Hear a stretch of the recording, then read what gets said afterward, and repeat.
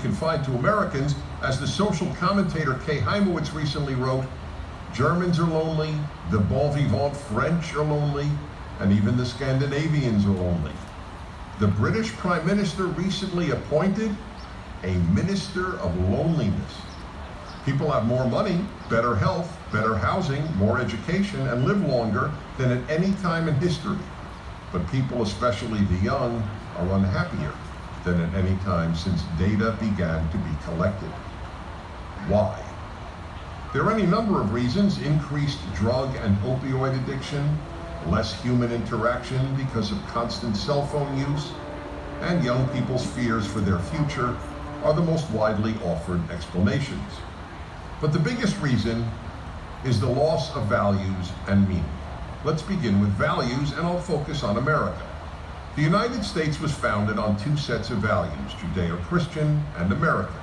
This combination created the freest, most opportunity-giving, most affluent country in world history. This is not chauvinism, it's fact. That's why people from every country on earth have wanted to emigrate to America, and still do. Chief among the American values was keeping government as small as possible. This enabled non-governmental institutions, Kiwanis, Rotary and Lions clubs, book clubs, the Boy Scouts and Girl Scouts, bowling leagues, music societies, and of course churches, to provide Americans with friends and to provide the neediest Americans with help. But as government has gotten ever larger, many of these non-governmental groups have dwindled in number or simply disappeared.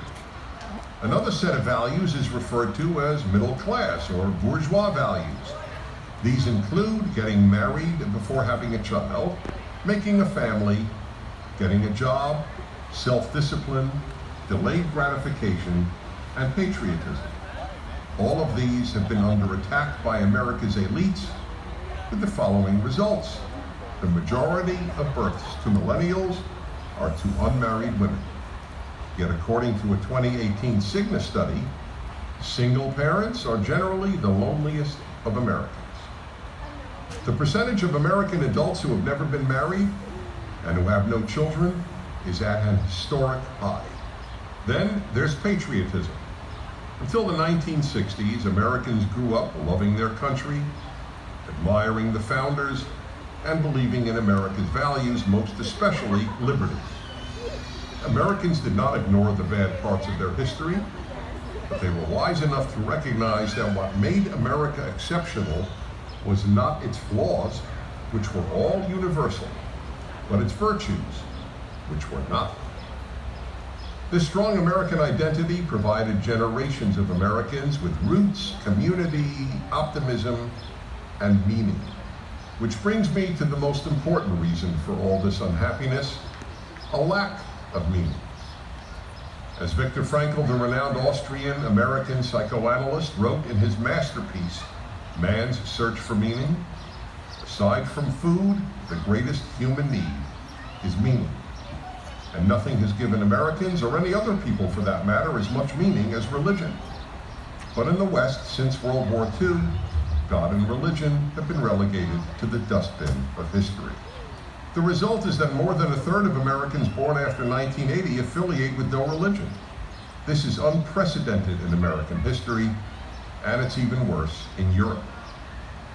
Maybe, just maybe, the decline of Protestantism, Catholicism, and Judaism, those great providers of meaning, is the single biggest factor in the increasing sadness and loneliness among so many young people in America and around the world.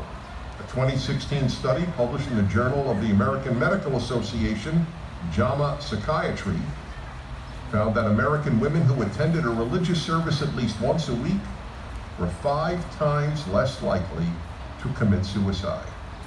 And common sense suggests this applies to men as well. Young people have been told God is nonsense, their country is essentially evil, their past is deplorable, their future is bleak, and marriage and children are not important.